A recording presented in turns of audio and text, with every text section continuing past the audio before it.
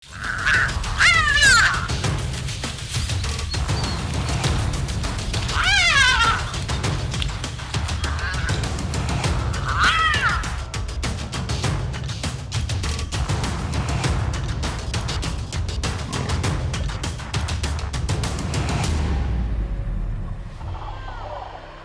little hyena cub has a hard life ahead of her. It's a wild world, full of danger. She'll have to learn fast if she's going to survive. Hey team, welcome to another video. If you're new here, I'm Jules. As a wildlife cameraman, I've spent months living alongside hyenas while filming. I've grown to love them, and in this series, I'm showing you why you should too.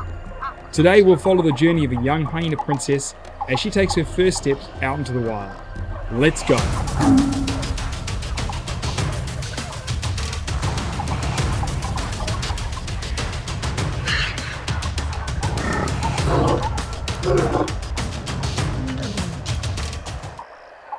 This is the tale of Spotty, the spotted hyena.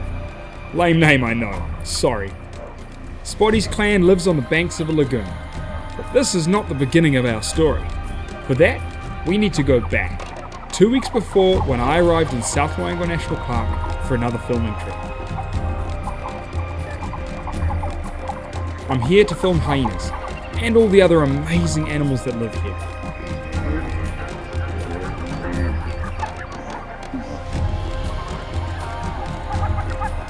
For viewers, documentaries always start with pretty pictures of animals. But for filmmakers like me, it starts with a search. The first step of filming is finding animals, and that can be a real challenge. For me, there's something special about the start of a filming trip. The anticipation, the excitement. It's the start of an adventure. Even though I've spent years in the wild, I still have to adjust to being back there. You have to get your mind into being a part of this landscape, reading tracks, listening for alarm calls, watching your back. The first thing you notice is the stillness. Here, time is only dictated by whether the sun is up or down. There's no traffic, no people, but it's not quiet. All around, the bush is alive.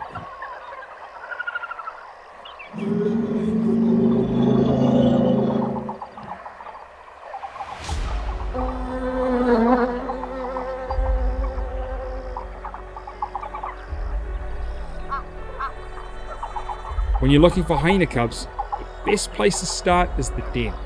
It's like a family home for hyenas. This is where their young cubs grow up, so it's a focal point for the clan. But they'll often maintain a bunch of other smaller dens dotted around the area, like summer cottages, and this is where hyena mothers will give birth, away from prying eyes. Over the years, I've developed a map of all the holes I've found in the ground. Now, that might sound a bit strange, and it looks pretty confusing too, but it's actually a really good way of finding young hyena cubs. Mothers often modify holes made by porcupine or warthog into temporary dens to stash their very young cubs. So I can drive around and check all the holes in the ground for tracks, or leave camera traps up and see if there's anything living inside.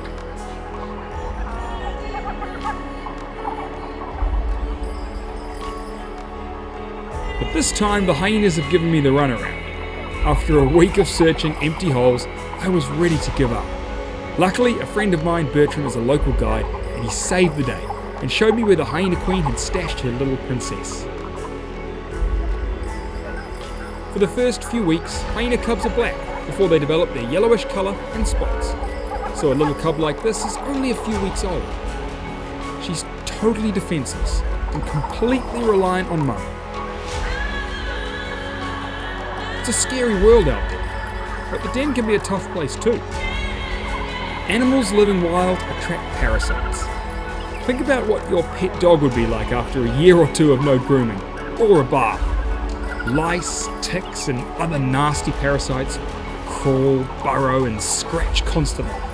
I'm making you itch yet? Hyenas are tough, but even they can't handle bed bugs, so when the amount of parasites in the den gets too much, mum will move them. Threats like other predators or rival clans can also trigger a move, as can the presence of a filmmaker like me. So you have to be careful. Hyenas are really good mums, so until they trust you, you have to walk a fine line between being close enough to film, but not so close that you disturb her. When you're filming animals, it's hard not to give them a name. Scientists tend to study a lot of animals, so keeping track of them is really hard. So a hyena might be H317 or something equally personal. Safari guides and camera teams are less traditional and usually do give animals names. It's kind of a natural instinct. You spend so much time with them, you end up thinking of them as characters or friends.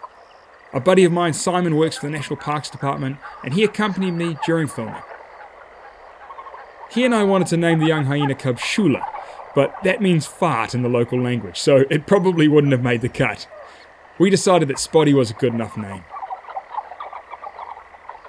Spending a lot of time at the den, you get a really good idea of just how many animals pass by. As they grow, hyena cubs have to learn to deal with these residents, elephant, warthog, and these baboons, and work out which ones are a threat and which ones they can chase. They haven't worked out they're supposed to be predators yet. Hyena cubs have a lot of learning to do. Not only do they have to learn about the threats from other animals, but they also have to learn how to deal with a very complex social hierarchy.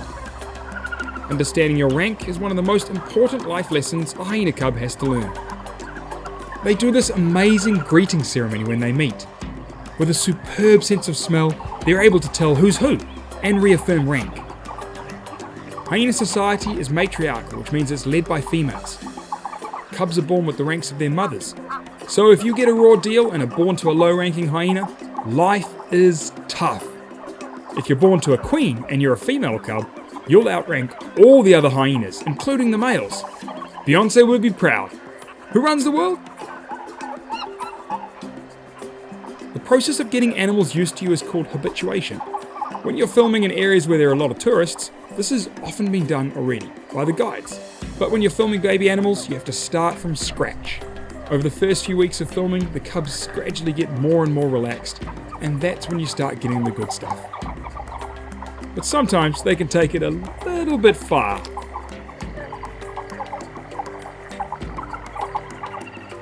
These cubs are just being curious, chewing my tires, ripping the canvas on my camera mount, and generally being cheeky. They're too close to film here, but now they know I'm not a threat, and that's great. Once they get bored, they'll start ignoring me, and that's just perfect. When hyenas look at you, it's different to other predators. One filmmaker I worked with describes it as doughy eyes. Cats like lions and leopards have a hard stare. Hyenas don't. I know I'm probably going to get trolled by sciencey types here, but hyenas have soft, intelligent eyes, more like a puppy. They also do this kind of bobbing thing with their heads when they're curious, like they're trying to figure you out. It can be a bit unnerving at first, especially at night when their eyes reflect, but once you realise that they're just curious, it's really funny to see them bobbing their heads like they're in the club.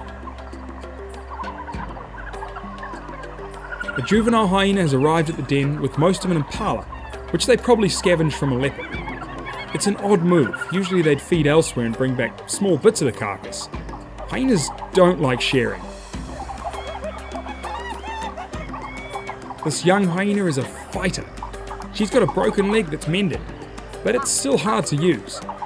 If she was low ranking, she'd be dead already, but she's got high status, and that means she's able to use that to her advantage.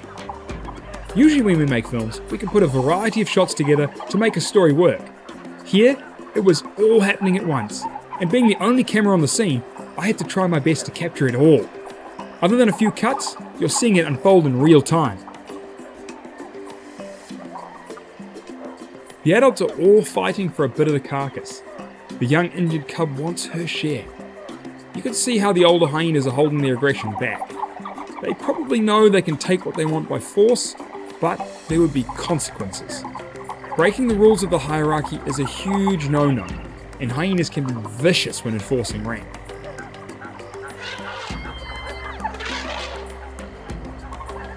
In the middle of it all, a herd of elephants show up, and a couple of excited hyenas give chase.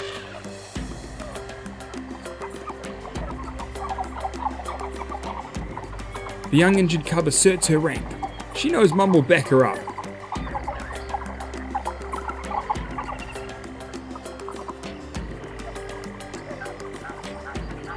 In the end, she gets her way and the dust settles, and life at the den goes back to normal.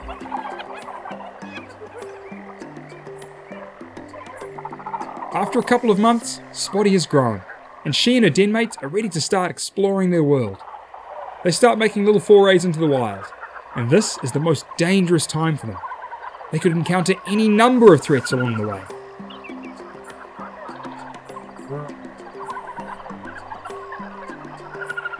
Later in life, hyenas are able to dominate leopards, but at this age, they'd be an easy meal.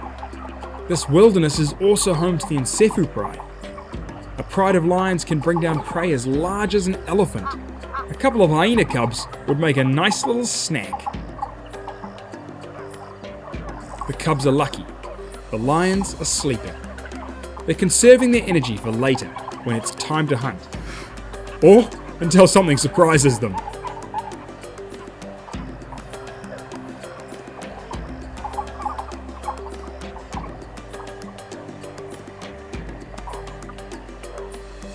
Right now it's too hot to bother with a couple of scrawny cubs, but after dark it might be another story. With nowhere to be and no one to tell them what to do, the cubs meander, checking out anything that catches their attention.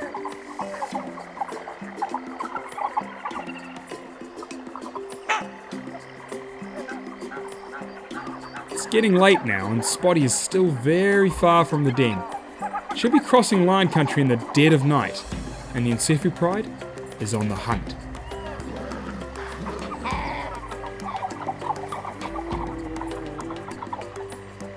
The lions are feeding close to the hyena den. Thermal cameras allow us to film in the dead of night. My mate Neil was filming when the Encephu pride and our hyena clan clashed. The hyena adults push in to try and fight for the kill. All hell breaks loose.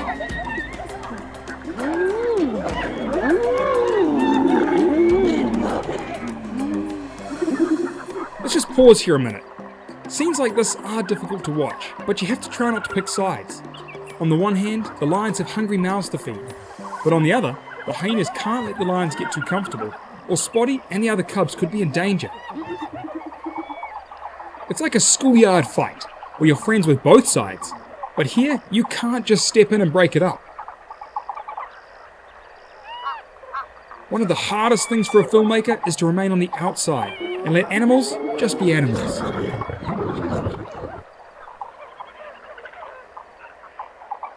In the morning, all is quiet at the den, and it's easy to assume the worst.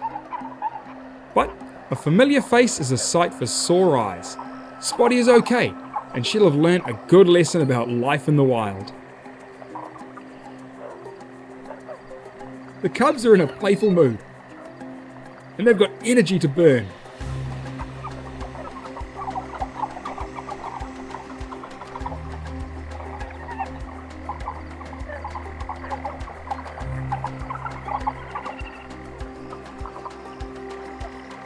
For Spotty, this is only the start of a life full of adventure. Hyenas go through so much, fighting with lions, dodging angry hippos. Every day is a new challenge. I hope I've given you a glimpse into what makes them so special. From their time as adorable little cubs to fierce encounters with rival predators. You've seen how they've been misrepresented, miscast, and misunderstood. Hopefully, you've fallen in love with them, and with any luck, that's made you care about them too. We're going to be doing a follow-up episode where we'll answer any questions about hyenas you might still have, and we'll let you know ways in which you can get involved in their conservation. We'll be looking at some of the human-created threats that hyenas face, and hearing from some of the people who have made it their life's mission to protect them. People I'm lucky to count as friends. We'll be premiering that episode, so if you're interested, you can watch with us. To do that, make sure you've subscribed and turn your notifications on. And if there's anything you want to know about hyenas, just let us know. Leave us a comment below and let us know what you learned, or shoot us a DM on Instagram. We'd love to know what you think. I hope you've enjoyed our adventure together. Thanks so much for joining me, and until next time, stay wild.